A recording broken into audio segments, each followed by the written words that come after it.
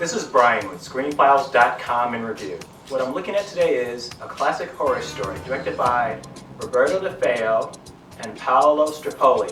And if you recall my review of Part 2 of Fear Street, you'll probably remember that what I didn't like about it was that it was too predictable.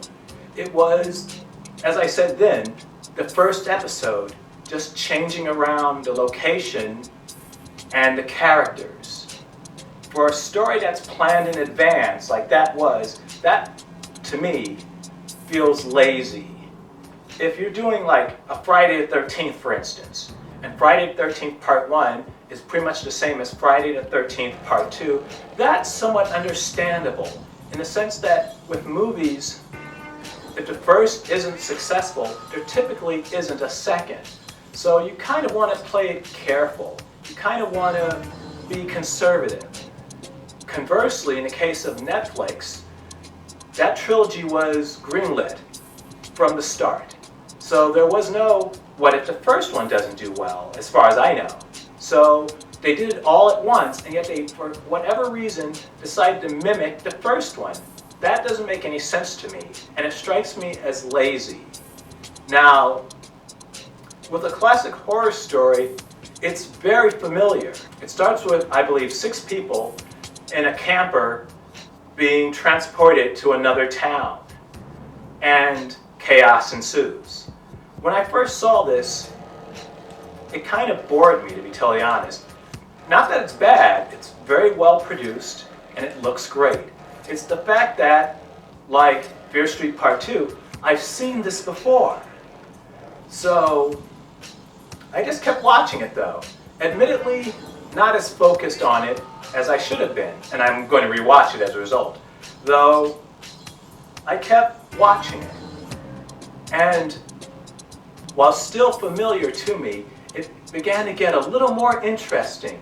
It was bringing back memories of The Shrine. It was bringing back memories of The Wicker Man.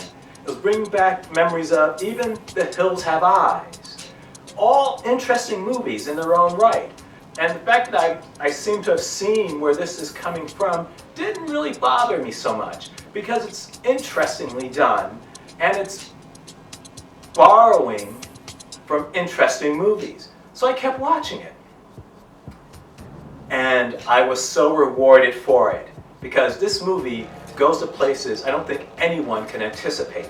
It is really clever. And to be honest with you, I tend to hate movies that are overly clever, because oftentimes they trip over themselves by trying to be smarter than everyone else in the room. This is clever, but it doesn't do that. It does interesting things with the premise. It's a lot of fun, and while evocative of movies you've seen before, it does fun things with them. This movie works really, really well. It's a surprise to me. I honestly did not expect it to do the things that it did. It gets a little cheeky at the end. It kind of overdid it, but it still works. It's genuinely a clever movie. If you have not seen a classic horror story, check it out. It's a great time. And as I mentioned earlier, if it seems a little bit derivative, and if you've seen as many horror movies as I have, it will be derivative. At least it seems that way. Go with it. Just go with it, because it significantly gets more interesting. It's fun, it's clever, it's well acted, and I forgot to mention Misery. There's a very Misery-esque scene in this movie. You have to understand going in that the familiarity of what you're seeing is essential to the conceit of the film. This is why I was talking about it's so clever. The filmmakers knew horror fans would recognize these references. No doubt in my mind. But they played to it. As I said, classic horror story is fun, it's clever, well worth your time. This is Brian with ScreenFiles.com in review. Do you agree, disagree? Let me know down below. And as usual, consider a like or a follow. Peace.